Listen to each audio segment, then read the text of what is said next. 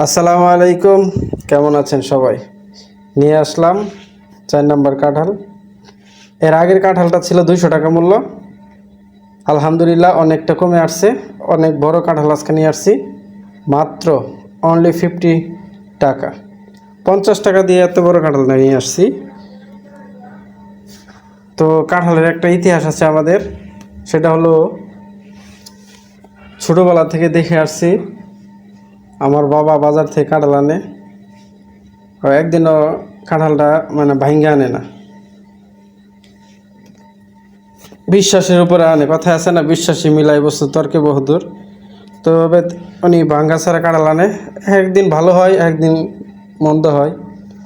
তো কিছু কথা তো শুনতেই হয়, সবাই তো জানেন। বাড়িতে যদি ভালো না হয়, কথা কিছু তো শুনতেই হবে, মাস্ট বি। তো আমি ভাঙ্গা ছাড়া আনি না, আমার এত বিশ্বাস তো আছে অবশ্যই, কিন্তু ব্যবসায়ীরা এখানে বর্তমানে অবস্থা খারাপ। ব্যবসা যে হালাল এটার মধ্যে তারা নাই। তাদের কথা হলো টাকা ইনকাম করতে পারলেই বেস্ট, তাদের পকেটে টাকা গেলেই যথেষ্ট। ব্যবসা হালাল কি হারাম তারা এটা বোঝে না। বিসমিল্লাহির রহমানির রহিম। কারণ ভাঙ্গে আনছি ভালো, আরও ভালো হবে ইনশাল্লাহ। তবে রোয়াগুলো একবারে পাতলা, তো বেশি রোয়া নাই। এক সুন্দর কাঁঠাল, এই যে বাহ। বিসমিল্লাহির রহমানির রহিম। অনেক মিষ্টি, যেমন চাইছিলাম এমনই। একটা কথা জানেন কিনা জানি না, লাল লাল মাটির কাঁঠাল কিন্তু জাল হয়। গাজীপুর বলেন, যে এলাকায় লাল মাটি আছে, লাল মাটির কাঁঠালগুলো সচরাচর একটু ঝাল ঝাল লাগে।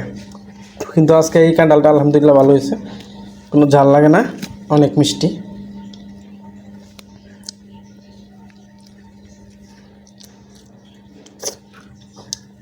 আমার আব্বারে কত কই কাঁঠাল কিনলে বাজার থেকে ভাঙ্গে আনবেন,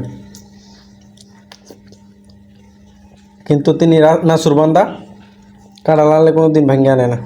বিশ্বাসের উপর নিয়ে পড়ে, এতটাই বিশ্বাস করে মানুষরা।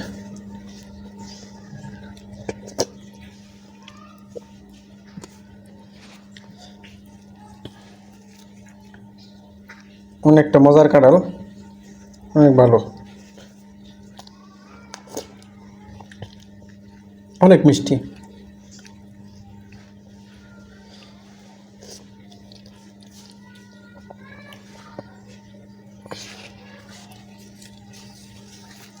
ভাঙতে পারি না। চলে আসুন কাঁঠাল খাইলে।